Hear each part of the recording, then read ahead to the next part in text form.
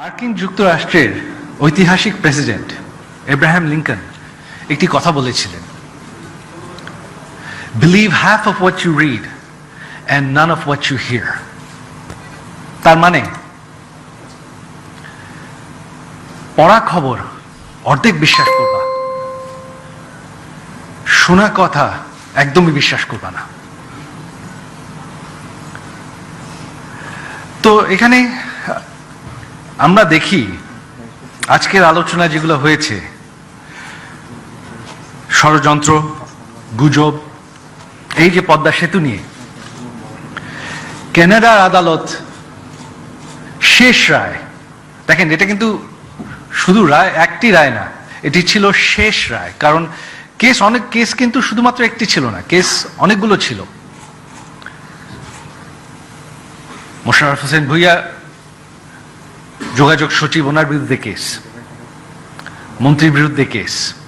তারপর শেষ কেসটি ছিল সেই ক্যানাডিয়ান কোম্পানি লাভালিন, তাদের এক্সিকিউটিভদের বিরুদ্ধে কেস। তো এই শেষ রায় যেখানে কানাডার আদালত বলে যে এই যে তথ্য এটি হচ্ছে গুজব, আদালত কিন্তু ঠিক এই কথাটি লেখে তার রায়। তবে সেই রায় দেওয়ার আগে কিন্তু যত বাঙালি যারাই ছিল তাদের বিরুদ্ধে কেসগুলো কিন্তু খালাস হয়ে গেছিল এক এক করে, একটি কেসও টিকে নাই।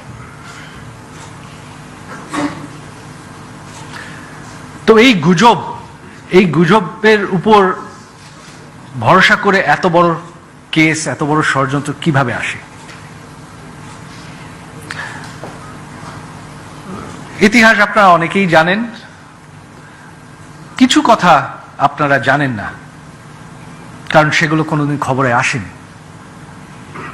সেই কথাগুলি আমি আজকে আপনাদের বলতে চাই, জানাতে চাই।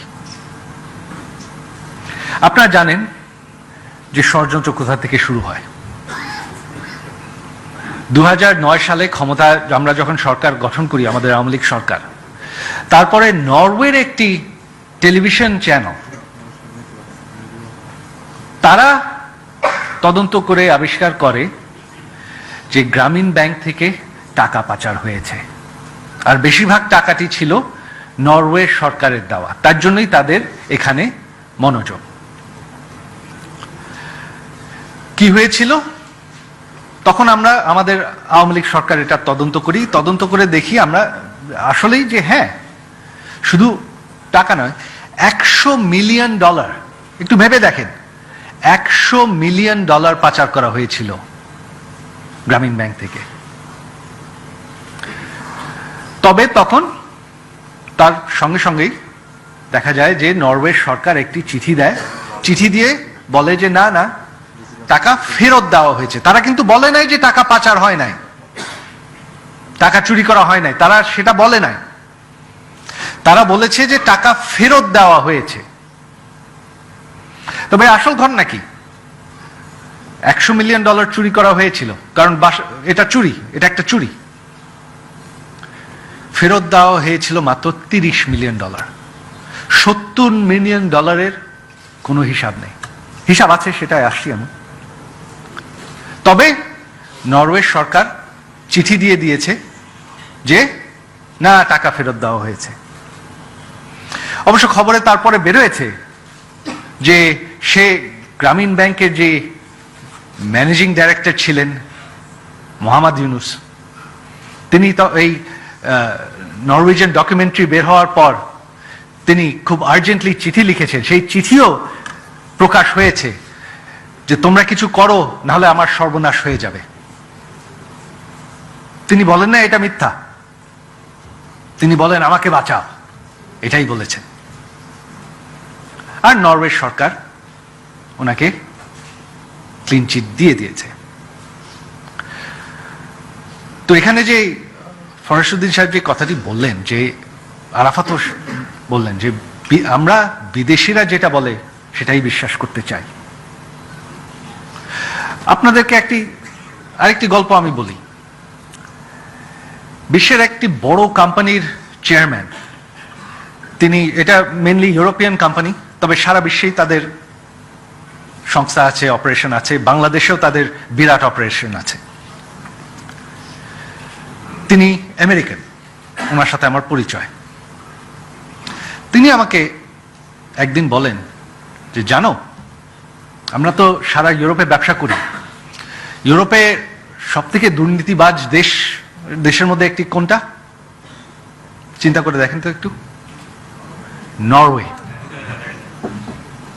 সে বাঙালি না, সে আমেরিকান, সাদা আমেরিকান। তার কোম্পানি হচ্ছে বিশ্বের বিরাট একটা কোম্পানি। সারা ইউরোপে তারা আছে, বাংলাদেশে আছে, এশিয়ায় আছে, আফ্রিকায় আছে। তিনি বলছেন যে নরওয়েতে আমরা দুর্নীতি ফেস করি, ইউরোপে সবচেয়ে বেশি। আর এই কথাও তিনি আমাকে বলেন যে বাংলাদেশে আমরা এত বছর আছি, এ পর্যন্ত আমাদের কাছে আওয়ামী লীগ সরকারের কেউ এক পয়সাও চায়নি।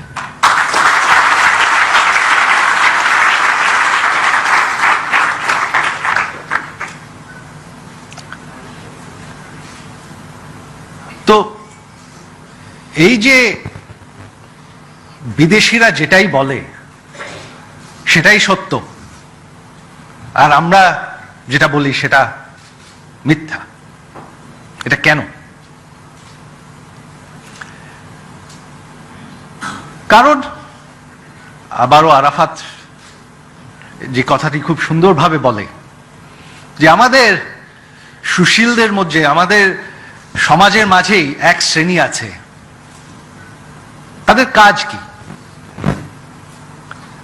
তারা কিন্তু সারা দুনিয়া ঘুরে বেড়ায়, দেশে এসে তাদের আর কোনো কাজ নেই, তারা এনজিও করে, তারা সেমিনার করে, বক্তব্য দেয়। আর এই এনজিও সেমিনার কার পয়সায় চলে? বিদেশিদের পয়সায়। এটা হচ্ছে তাদের আয়, এটা হচ্ছে তাদের ব্যবসা। তারা হচ্ছে এই বিদেশিদের এই গোলাম।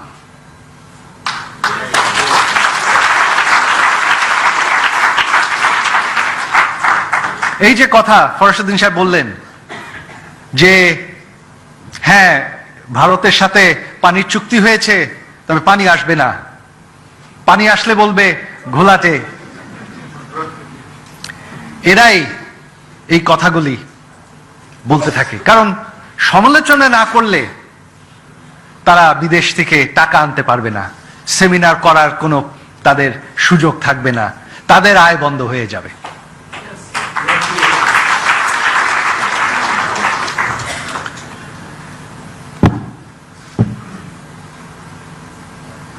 তবে আবারও আসি পদ্মা সেতুতে।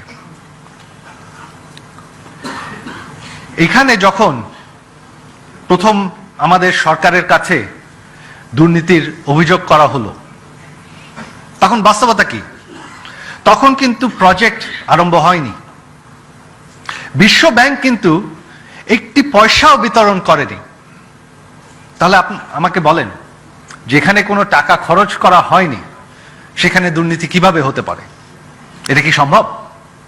সেটা তো সম্ভব না। তাই বিশ্ব ব্যাংক বলা শুরু করলো, না না, দুর্নীতি হয়নি, দুর্নীতির অভিযোগ হয়েছে। হতে পারে। তো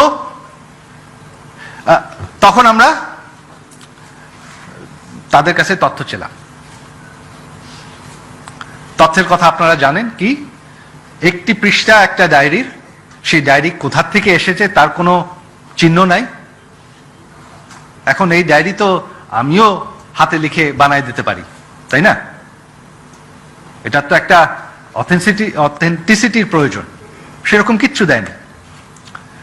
তো যে ঘটনা আপনারা জানেন না, যে সেই আরাফাত যেই ব্যক্তির নাম বলল, সেই বিশ্ব ব্যাংকের তদন্তকারী ওকাম্পো, যার বিরুদ্ধে এখন দুর্নীতির তদন্ত চলছে, অভিযোগ হয়েছে,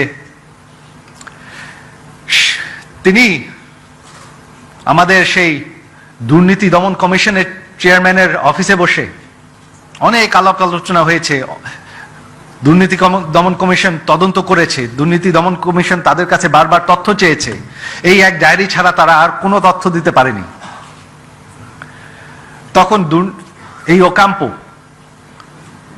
দুদকের চেয়ারম্যানের অফিসে বসে জোর গলায় দাবি করছে আবুল হোসেন মন্ত্রী এবং মশিউর রহমান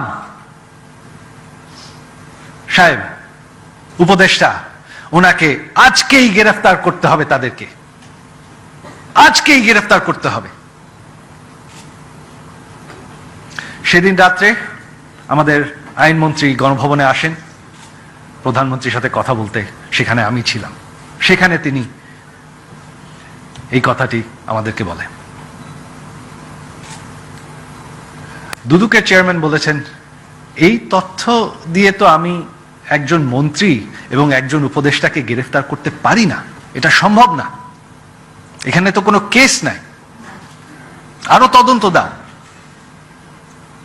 ওকাম্পো আমাদের দুদকের চেয়ারম্যানের সাথে ঝগড়া করে জোর গলায়, এমন যে আমাদের দুদকের চেয়ারম্যান নাকি তার গোলাম, হুকুম দেয়, সেই ওকাম্পো যার বিরুদ্ধে আজকে দুর্নীতির কেস চলছে।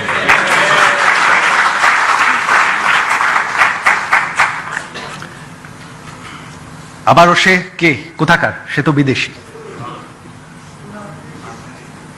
তো এই যে আমাদের বিদেশিদের উপর বিশ্বাস, বিদেশিরা বললেই সত্য, আমরা বললে সত্য না, এটা কোথা থেকে সৃষ্টি হয়? আবারও সেই ৭৫-এর পর যে সমাজ আমাদের দেশকে টেনে নামানোর জন্য, কারণ তারা দেখেন আমাদের দেশের কোনোদিন ভালো বলতে পারে না। এই যে মোহাম্মদ ইউনূস আজ পর্যন্ত আমাদের দেশের সম্পর্কে ভালো একটি কথা বলেছে? একটি কথা কোনোদিন সে বলে নাই। যাদের নাম আমরা সবসময় শুনি, এই সুশীল সমাজ, ইভিল সোসাইটি, কোনোদিন তাদেরকে বাংলাদেশের প্রশংসা করতে দেখেছেন? একবারও শুনিনি, খালি সমালোচনা। ওই পানি আসবে না, পানি আসলে ঘোলাটে, কিছুই, কোনোটাই ভালো না। নিজের দেশকে তাদের টেনে নামাতে হবে। দেশ প্রেম তো দূরের কথা, নিজের দেশকে তারা ধ্বংস করতে ব্যস্ত, বিশ্বের সামনে বাংলাদেশকে তারা টেনে নামাতে ব্যস্ত।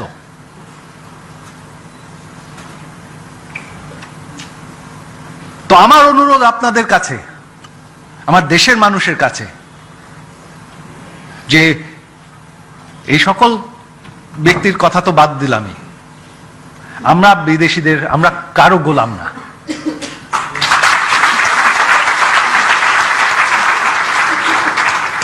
কোনটা কি সত্য কি মিথ্যা আমাদের কোনো বিদেশিদের সার্টিফিকেট প্রয়োজন হয় না। সত্য মিথ্যার যাচাই আমরা নিজেরাই করতে পারি, কারণ আমরা এখন নিজের পায়ে দাঁড়িয়েছি। বাস্তব কথা হলো, নিজের মধ্যে যদি আত্মবিশ্বাস না থাকে, তখন ওই বিদেশিদের কাছে ভিক্ষুকের মতো হাত পেতে থাকতেই হবে।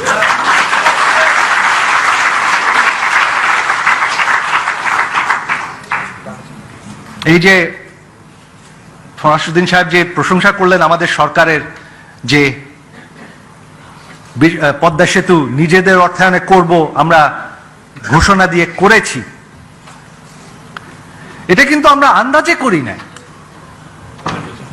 আন্দাজে করলে তো কিছু হয় না। হ্যাঁ, আত্মবিশ্বাস আছে, তবে আওয়ামী লীগ সরকারের আরো একটা গুণ আছে, আমাদের মেধা আছে।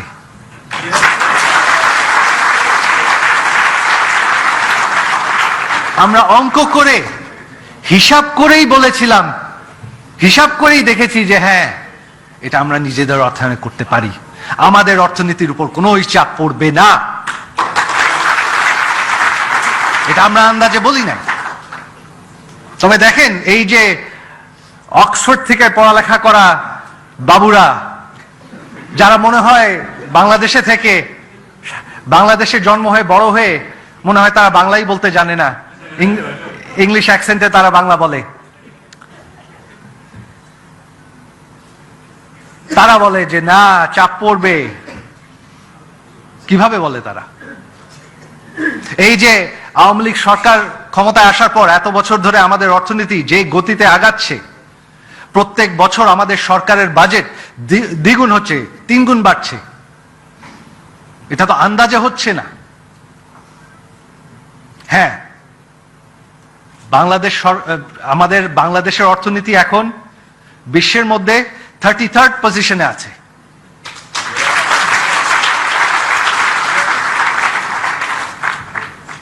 কারণ আমরা দেশকে এগিয়ে নিয়ে গেছি,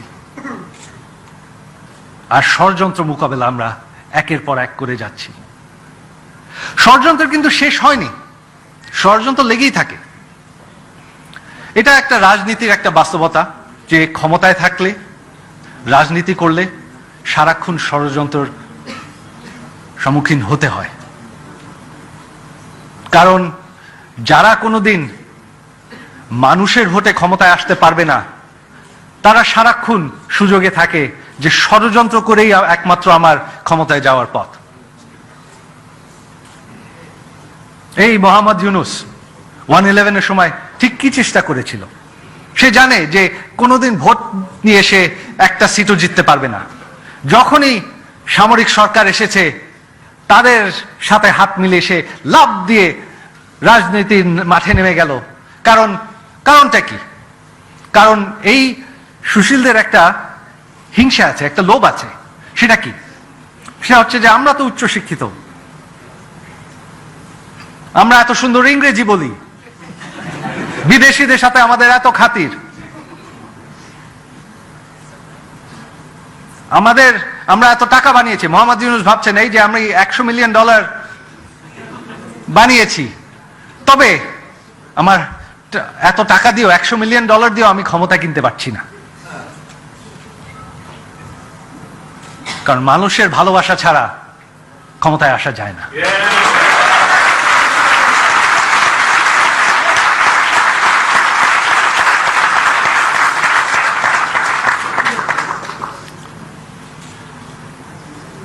তার জন্য আমি এই সুচিন্তা ফাউন্ডেশনকে ধন্যবাদ জানাতে চাই। কারণ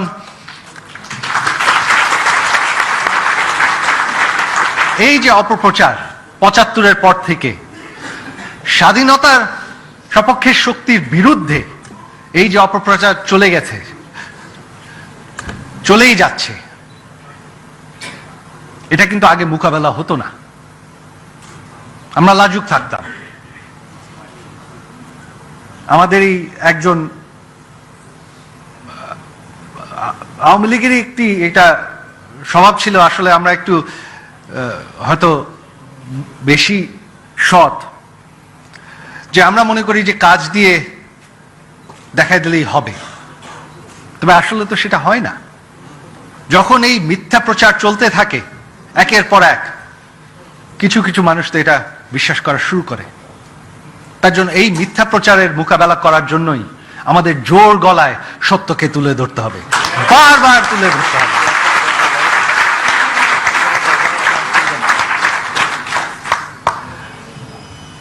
আর সেই কথা একটি হাস্যের কথা আসে, এমনও আমি দেখেছি আমাদের এই নামকরা কিছু খবরের কাগজে এডিটোরিয়ালে, যে হ্যাঁ আওয়ামী লীগ তো করে ফেলেছে, এত বলার কি দরকার।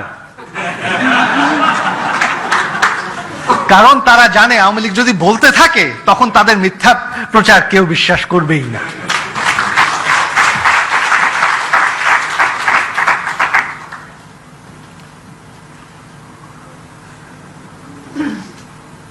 শেষ কথা যে আবারও সেই পদ্মা সেতুর এখানে ষড়যন্ত্র কি পর্যায়ে গিয়েছে আপনারা অনেকটা শুনেছেন, খবরে দেখেছেন। তবে যেহেতু আমি শুরুতেই বলেছি যে শোনা কথা বিশ্বাস করবেন না, লেখা খবর অর্ধেক বিশ্বাস করবেন, আপনাদেরকে আমি নিজেই আমার অভিজ্ঞতা কিছু সরাসরি ভাবেই বলি যে হ্যাঁ, বিশ্ব ব্যাংকের একদম উচ্চ পর্যায় থেকে আমাদেরকে জানানো হয়েছিল যে এই ষড়যন্ত্রের পিছনে মোহাম্মদ ইউনূস। সেই হিলারি ক্লিন্টনকে ফোন করেছিল বাংলাদেশকে শাস্তি দিতে। সেই হিলারি ক্লিন্টন বিশ্ব ব্যাংকের প্রেসিডেন্টকে ফোন করে বলেছিল বাংলাদেশকে কিছু করো, একটা শাস্তি দাও। তারা আমার কথা শুনছে না, কারণ শেখ হাসিনা হিলারি ক্লিন্টনের গোলাম নয়।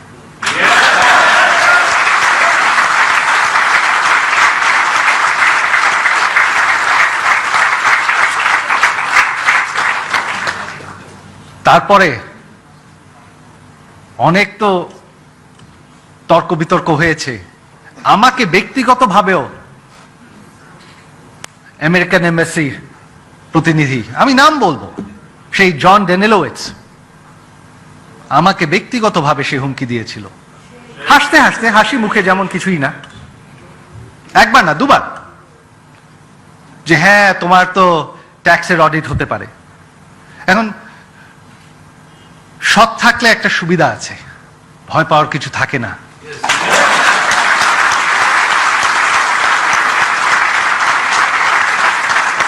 আমি তার হুমকি কিন্তু হাসি দিয়ে উড়িয়ে দিয়েছিলাম, ঠিক এই কথা বলে যে আমার ভয়ের কিছু নাই, অডিট করবা করো, কিছু পাওয়ার নেই।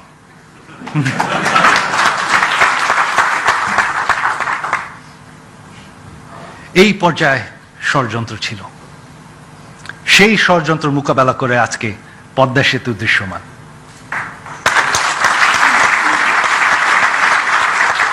আমি আপনাদের এই কথা বলেই শেষ করব যে আমরা বাঙালি জাতি যুদ্ধ করে, লড়াই করে ৩০ লক্ষ শহীদদের রক্ত দিয়ে আমরা স্বাধীনতা অর্জন করেছি।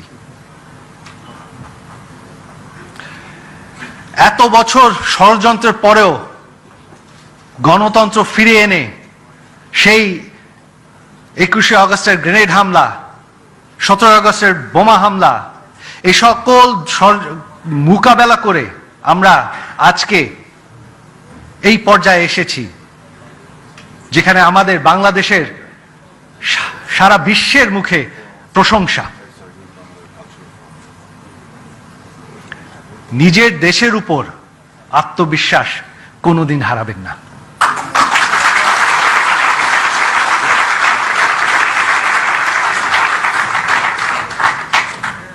বিদেশিদের কথা ছাড়া, বিদেশিদের সার্টিফিকেট ছাড়া আমরা চলতে পারি, আমরা ভালোই চলছি। আমরা তাদের সমান সমান, আমরা কারো কম নয়।